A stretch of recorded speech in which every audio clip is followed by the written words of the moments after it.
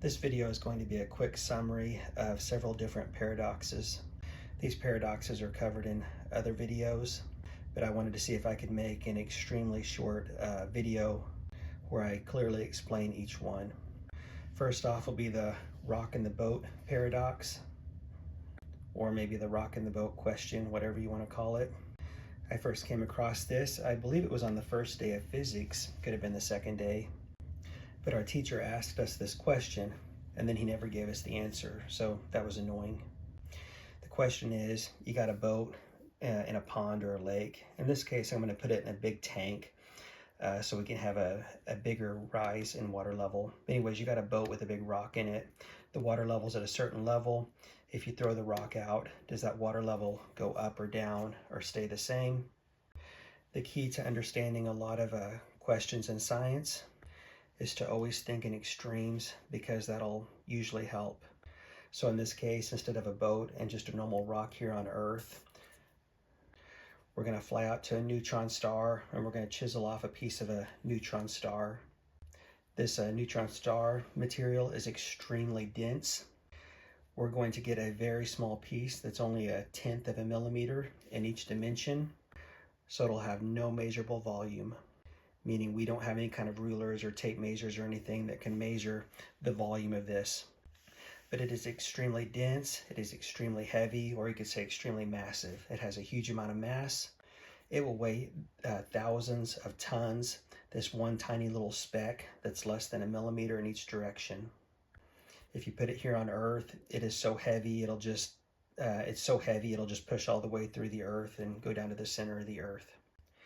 It's the neutron star's gravity that holds its material together, so if you were to pull this off the neutron, it would explode once you get it out of the gravity, so we'll wrap it up real tight in some Scotch tape or something. Bring it down here to Earth, and instead of a boat in a tank, we'll put it inside of a cylindrical a vial here or some sort of vessel, and then we'll put this in a bigger tube or a bigger vessel that has some water in it.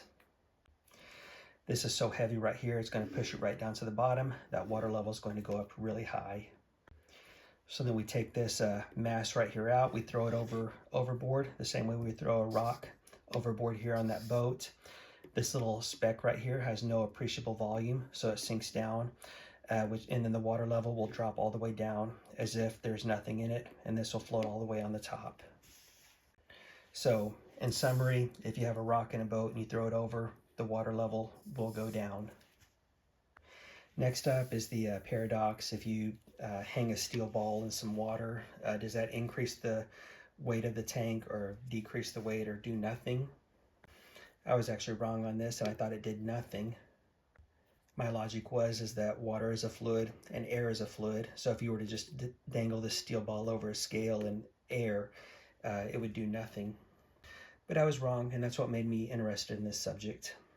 This is already addressed on other videos as well. So question is, will steel ball change the weight of the tank? The answer is yes, and here's why. Here's an extreme way to think about it. You got a tank of water right here. You got a big block of styrofoam that's about as big as a person. This block of styrofoam is going to float on the surface of that water. The water level will be, say, 750 liters, so it'll weigh 750 kilograms for this whole tank if we ignore the weight of the tank and ignore the weight of the styrofoam block. Let's just pretend the styrofoam block's weightless and the tank is weightless. We got 750 liters of water with nothing in it, and it weighs 750 kilograms. Now we're going to have to apply a huge amount of force to submerge this block of styrofoam here.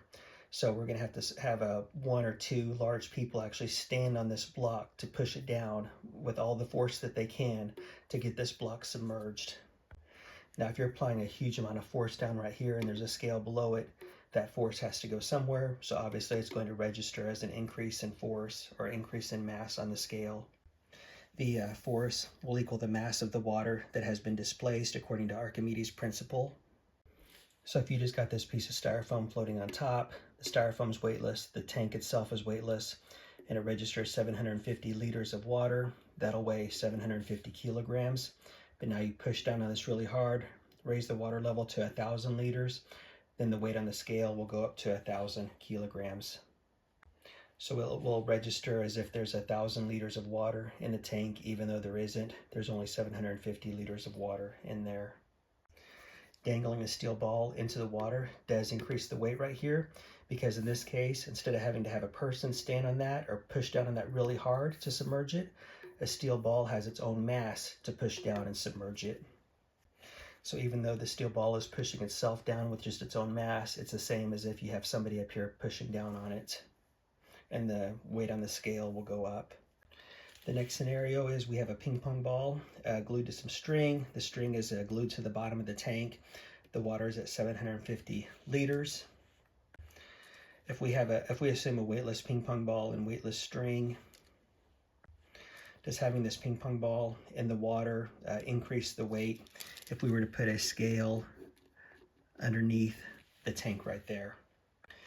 In the first scenario, we were talking about actually having to physically push down on it and put a force on it.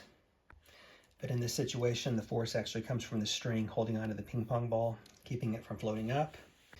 In physics terminology, this ping pong ball is pulling on this string and pulling up, but then the string is actually pulling backwards. So this force is actually neutralized. There's no additional force here. If there's 750 liters of water in the tank, it'll weigh 750 kilograms, ignoring the weight of everything else, the ping pong ball and the tank and whatnot. This is the same as if you just have a gap right here. This ping pong ball just provides a gap where there's no water, but if you still have 750 liters of water in there, it'll still weigh 750 kilograms. Now take the string off the ping pong ball so it can float. Now you have to provide a force pushing it down. You're pushing down with an external force, and so thus the scale will register an increase in force, the same as if this was that giant block of styrofoam. So yeah, a little ping pong ball, a little more difficult to understand, but if you had a giant block of styrofoam and two large guys had to stand on it to submerge it, I think that makes it more intuitive. Monty Hall problem, you got 3 doors. There's a winner behind one of them. The other 2 are losers. You choose this one right here. They go ahead and open this door right here and let you know that it's a loser. Initially, your odds are 1 out of 3, but now they open this door and you know it's a loser. So here you are right here. Should you stay with this door or should you switch to the other one? Or as the clash said, should I stay or should I go?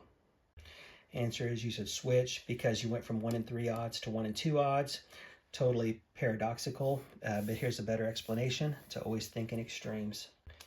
You got a table here with 1,000,000 cards on it, 1,000 by 1,000. 1,000 times 1,000 is 1,000,000. You got 1,000,000 cards here, only one's a winner. You choose this one right here. That means you got 1 out of 1,000,000 odds of being right, of choosing the right card. If 1,000,000's not a big enough number, make it 1,000,000,000,000 or just make it infinity. If you've got an infinite number of cards here, then that means you have a 0% chance of being correct if you choose that card. So then the host of the TV show turns over all the cards except for this one right here. So now you have the one you chose and you have one other one right here. You only have 2 cards to choose. Yours is 1 out of 1,000,000 of being right.